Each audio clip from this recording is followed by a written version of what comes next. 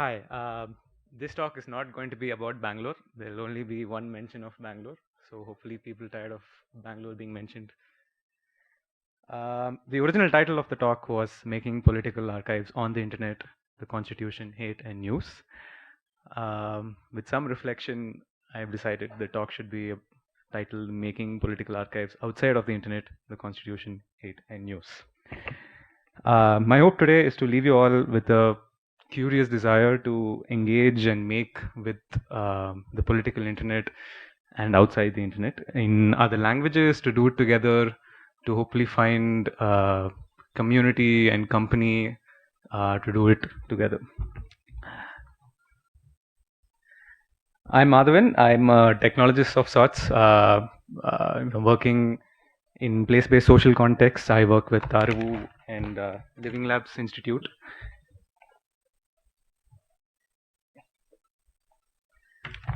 And we work across Karnataka. These are on the left we have a 1,000-year-old stepwell that we're working with. On the right we have the grasslands of Bidar. So what I mean by accessible and what I mean by political are some things that I'd like to define right here. When I mean political, I don't just mean formal politics, but also conversations, dialogue, thoughts, discussions and events that make up the politics of the present. And what I mean by accessible is going outside of our circles. Our circles could be the internet, our circles could be English, the language, our circles could be anything that we're very comfortable with. And I think we have to make very active efforts while doing work like this to go outside of our circles. And that is what I mean by accessibility.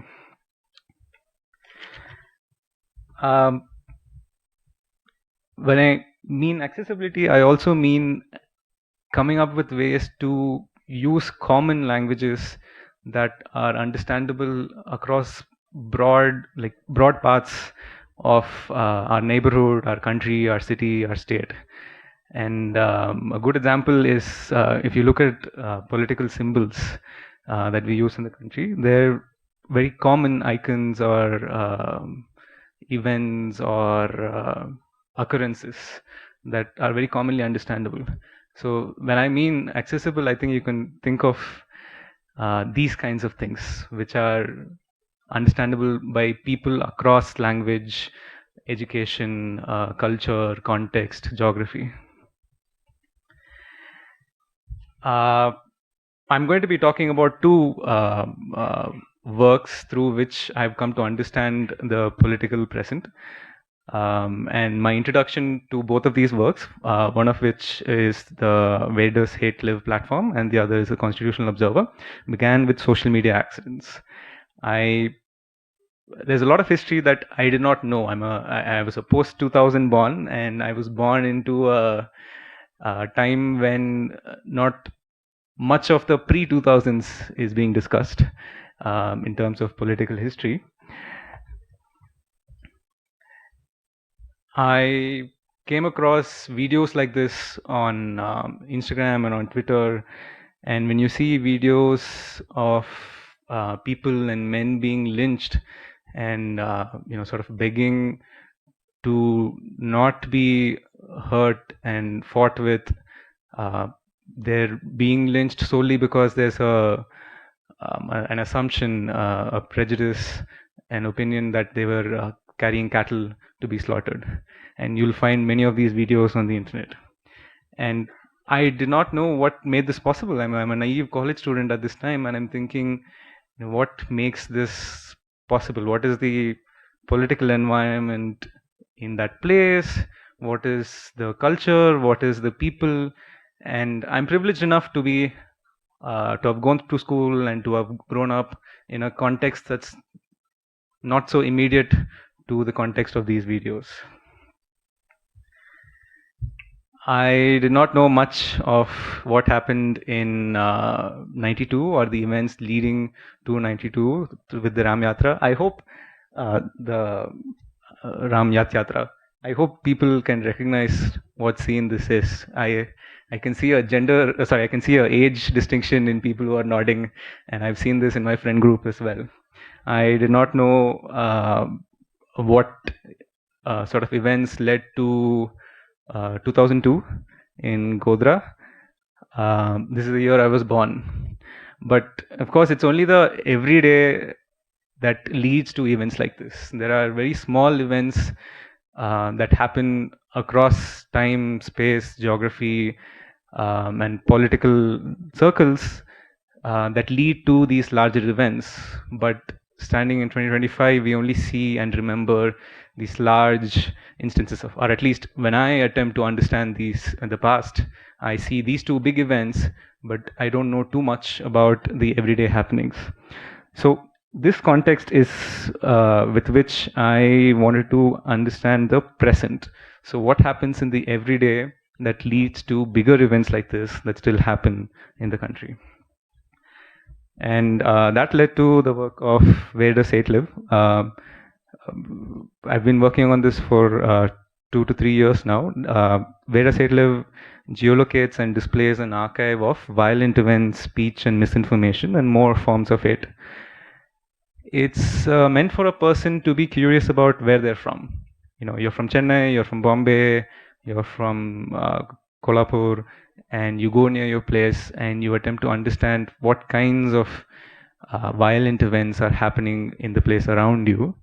And then from there, what are the relationships you find in those events to events next to them? So, for example, I'm from Chennai.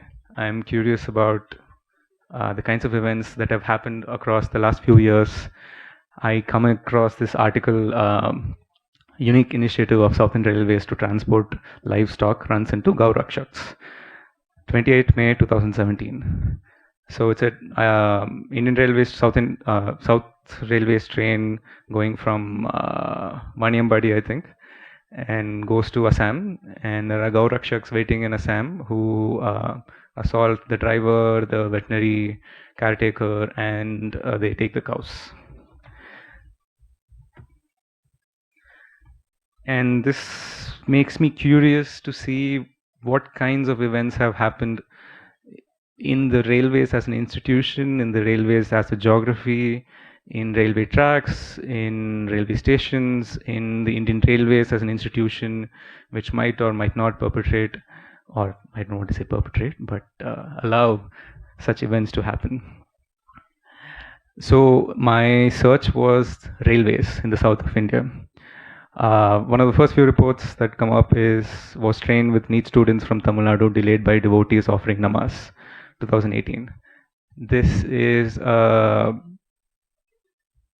fake news that was fact-checked by Alt News. This archive contains geolocated events from Alt News and Hindutva Watch. Alt News is a disinformation and fact checker that you might have come across, all of you. Hindutva Watch is an aggregator of events that they consider to be Hindutva, violent forms of nationalist agenda. They also go far beyond news. They also collect social media videos, which is one of the videos I'd come across that led to this work. So from NEET students, I come to this article. It's in coastal Karnataka and northern Karnataka. The report says, violent Hindutva is not a problem in coastal regions alone. It references a person who was murdered and, their body dumped on the railways. The focus usually in Karnataka is on the south coastal Dakshin Karnataka region and not in North Karnataka. This is the only reference to Bangalore. There is a news report of Indian Railways giving blatantly propagandist newspaper, the Aryavat Express, on the Bangalore-Chennai Shatabdi. So this gives you an idea of how I can inquire about the railways as an institution that allows or has been the place for such violent events to occur. Hindutva Watch is the website and archiving platform that showed me some of these videos. it's from here that I wanted to see the relationships between these events, in the actors, in the political parties, in the kinds of violence that happen across time and geography that led to the spatial form of the Veda Settler platform. And they document more than physical violence. It's also, these are softer forms of agenda. There is speech, there is lawmaking, there is all kinds of smaller things that happen in smaller scales that roll up to be the bigger ones. This is Zubair. People who are on Twitter might have definitely come across Zubair on Twitter. He is one of the people who actively works in Alt News. This was possible by accessing their archive. You have to detect the locations, you have to geocode them, you have to display them. It was very easy to access their databases because there's a WordPress API that both of them use. There's over 10,000 events on the map. LLMs were okay-ish at placing them on the map. Now, like these are not always formal political events that are not on the map. It's not always formal political actors that create or initiate or take part in the events that I've shown on the Veda Settler platform. So I'm curious what makes this political mahal, this environment within which something like this can happen. And this is something that we have to see across decades and half centuries to understand what kinds of lawmaking and policy and conversation in formal spaces have led to us being able to experience these in non-formal spaces.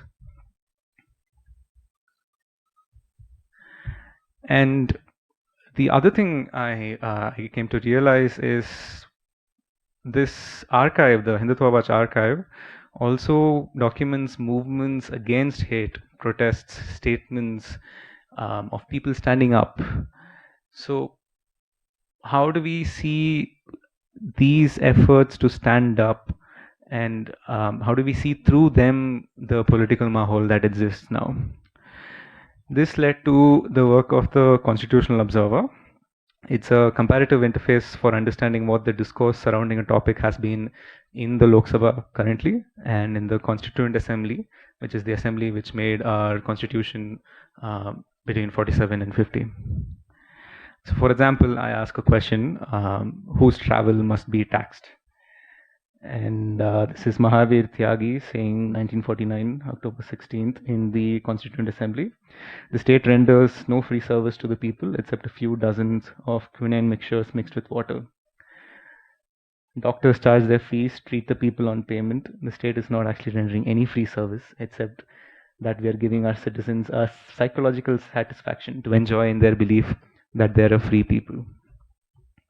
And I asked the same question, similar question, who must get the most taxes? And I get these few responses from the Lok Sabha. So this is 1996, 2012, and 1994. My favorite, the biggest sufferer, I'm sure Shri Vajpayee will be very happy to hear me, are the people in the rupees 3,000 to rupees 7,000 bracket. This is one section of the society. A poor man, whether he's earning 500 to 1,000 or whether he has something less or more, he can manage. He does not have any social hang-ups. He does not have any reputation or expectation to live up to. Whereas a person in the bracket of rupees 3,000 and rupees 7,000, you can see where the argument goes. And you can see that this is being said in the Lok Sabha. This was possible because the Lok Sabha, the Rajya Sabha, the state assemblies, most of them have websites that document everyday debates. Now, the Constitutional Observer was never meant to be just a website. It's meant to be something that pokes at your curiosity. Because the thought here is to not make a website that allows you to search. It's not an archive alone. It's meant to make you curious. If you're not already curious, why would you even be interested in the archive? So it's actually meant to be an exhibit of questions like these. Who should the nation pray to? Who should the nation pray to is a very funny question, very naive question. It assumes that the nation should pray to somebody. It assumes that the nation should pray to a singular somebody. And the exhibit is made of more such seemingly naive questions. Questions like who should feed us? Who makes our food? Where must our cows graze? What should we eat? What can we eat? What can we afford to eat? Who must feed our chickens? Who must feed the economy?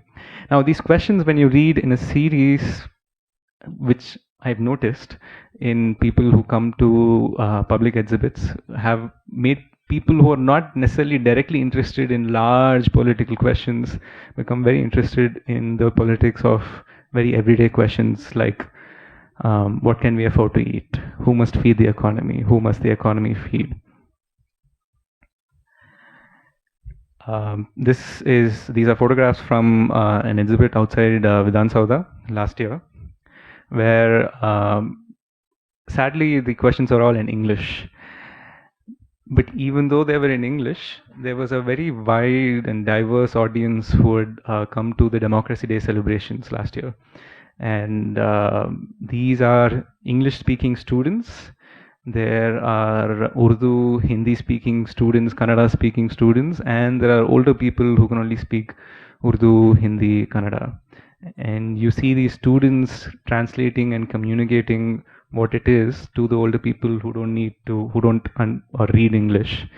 And the people then wrote these questions. So you can see that there's a certain curiosity that was spurred in it. So the intent of the observer is to make people become more curious in more accessible ways than just solely being on the internet. This is a photograph of the questions being exhibited at Kaban Park.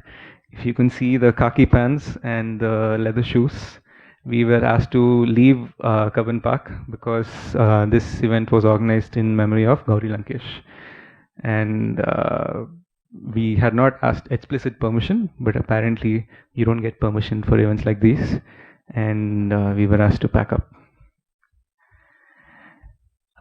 Much of this was inspired by the work of Reclaim Constitution, who you might have come across in Bangalore, in public spaces, in public events, in schools and colleges. Now, the Constitutional Observer doesn't give you direct answers. It's not an LLM. It doesn't synthesize and give you answers. It's meant to give you direct excerpts so that you directly access the material and you read it. And it's not always great. It's not a perfect model. I'm not a software engineer who could build such a thing. So it gives you very funny answers sometimes to some of the questions you ask. So it's enabled by a text embedding, which tries to make relationships between similar things and farther things are put farther away. For example, cows can be brown, animals can be brown, some animals are impure, are all closer things in context than paper can be colored. The Lok Sabha text archives had to be parsed from PDFs. The PDFs are very difficult to parse, especially going back a few decades. So that's why you see many artifacts in the small apostrophes, random spaces, things like that you'll notice. Now, coming back to what I said at the beginning, that we must hope to make these kinds of work more accessible. I'm thinking of what our closer circles are. To me, I have not gone beyond English, even though I could probably work in Tamil. I have not made so many efforts to make outside of the internet and participate in public speech in public areas. So, and all of us have these kinds of circles that we sit within. We make our work, especially work like this, work with a political context, in context that we can make work in. And I think that's because we are very singular in the efforts that we do. In my few years, in the people I've attempted to work with, and attempted to collaborate with, it's been difficult to do that because it's a constant negotiation of who has the time. Can you collaborate with somebody? Can you collaborate with this organization? And it just never works out. And that's why I'd said at the beginning that we can hope to make these as part of communities and with collaboration. Now, I don't know what forms this can take outside of the internet. One instant thing, one direct thing that me and Vivek here have been trying to do is to start looking outside of the Lok Sabha and the Rajya Sabha. Because for some reason, state assemblies are not reported on as much as Lok Sabha, especially in English news. If you're an English news reader, you'll most probably see more Lok Sabha reportage than from the Karnataka State Council or the State Assembly or the Tamil Nadu State Assembly. So we've been trying to archive the State Assembly records. So we've so far got into archiving Tamil Nadu, Madras Presidency, Karnataka State, Kerala. So this is on archive.org. So this is an example of a search for Veerappan. I assume that most people here will know Veerappan. So you search in the records for Veerappan and you get references from the Rajya Sabha, you get references from the Tamil Nadu State Assembly, you get references from Karnataka. And this is an English text term. So the idea is the direct idea that we're trying to see is how can we get other state assemblies together and make these accessible in their own languages to people in their own states. I'd just like to end with this slide that I put a lot of thought into over the last week on how to communicate the idea of what is accessible. I hope we think of forms that are not about being exciting for us, but forms that are more accessible to people. And that's it. Thank you.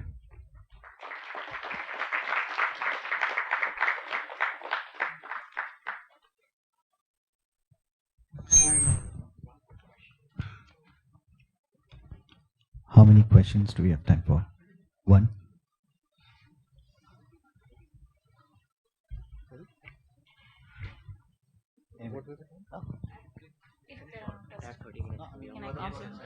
Okay.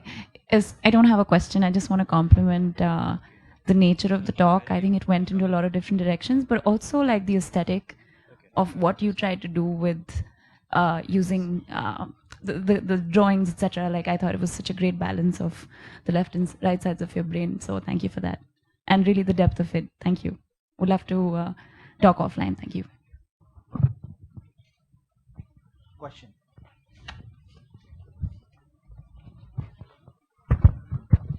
Yeah, so you have talked about other state assemblies, right? So I just want to know your views upon the judiciary. Like some of the cases affect the future perspective. Yes. So I just wanted to know, how do you think, probably? I think Vivek. Am I audible on the mic? Okay. Vivek has already started archiving, I think, High Court records on the same archive. So if you go to the link here, archive.org/details Parliament of India, you get parliamentary records. You will see related collections there, and you'll see the High Court records there as well. And I think one reference here is actually from High Court in the previous slide, but you can check later.